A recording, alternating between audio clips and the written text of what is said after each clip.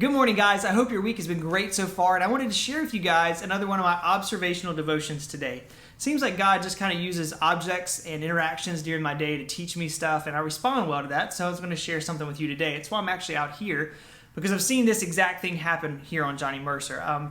Today's Tuesday morning when I'm filming this, and I had taken Rylan to school this morning, and driving back, I was coming down Skidaway, coming back to the islands, and 3 different places on Skidaway, and then one place on Victory, I noticed all these guys were out there blowing off parking lots. And as I drove by, I was annoyed by this cloud of dust that they were making, and I noticed how all they were doing was pushing like the acorns and junk from the parking lot into the road where it was getting ran over and blown all around. And honestly, by the end of the day, most of it was going to end up back in that same parking lot.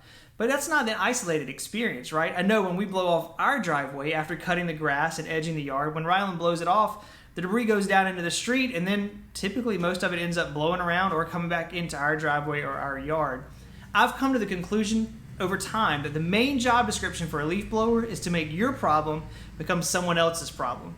You take the junk that's in your yard, you blow it around to other people's yards, and make your yard look nice. Now, does a leaf blower get rid of any of the debris?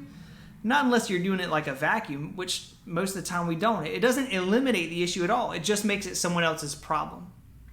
Oftentimes in our own lives, I feel like we take the leaf blower approach. Instead of dealing with a tough situation or a difficult decision, we tend just to blow it off to someone else's yard for them to deal with. Instead of having courage and facing those tough situations, we fire up the leaf blower, and in a big cloud of dust, we redeposit those problems on someone else's doorstep. Why do we do that?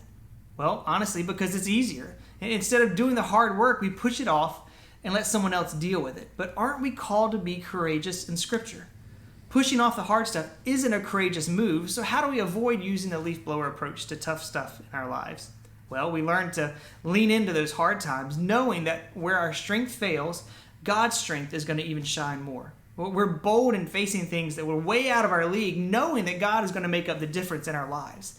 It's when we choose to make those stands that we grow in our faith, and those problems get handled. You know, there's a section in the book of James in his letter that talks about how doing the hard thing impacts our lives.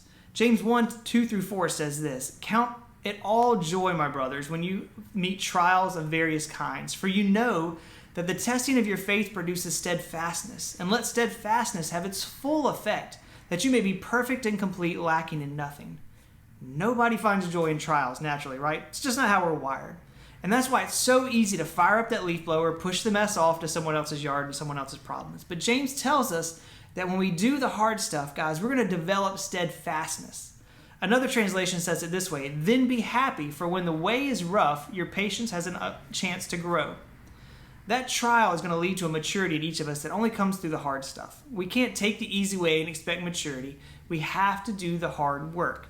Instead of using the blower to clean out our lives, we need to pick up the rake, pick up the yard bag, work up some calluses on our hands, and get stronger because of the toil that we're putting in. Guys, as you drive around town this week, I hope you're going to see some people blowing off stuff, and you're going to think back to this devotion, right? When you see that pile of stuff pushing towards the neighbor's yard, remember that God calls us to deal with that stuff instead of just pushing it off. And the best part is that He gives us the strength to deal with it Himself. Guys, have a great day. Can't wait to see you soon.